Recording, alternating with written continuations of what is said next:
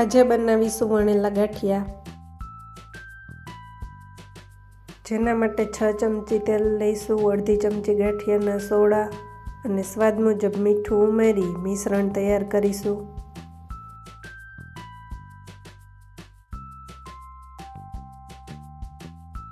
ત્રણ કપ ચણાનો લોટ લઈશું, તેની અંદર હિંગ ઉમેરીશું। 1 ચમચી અજમા લઈશું। તૈયાર કરેલું મિશ્રણ અને પાણી ઉમેરી ગાંઠિયાનો લોટ બાંધીશું। મીડિયમ કઠણ લોટ બાંધીશું, તેની અંદર તીખા ઉમેરીશું અને તેલ ઉમેરી લોટને બરાબર મસળી લઈશું।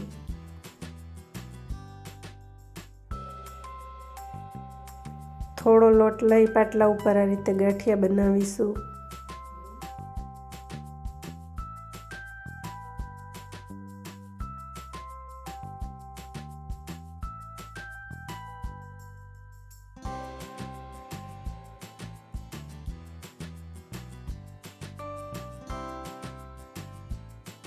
ગાંઠિયા વણાઈ ગયા બાદ એક કડાઈની અંદર તેલ ગરમ કરવા મૂકીશું અને તેમાં ગાંઠિયાને તળી લઈશું।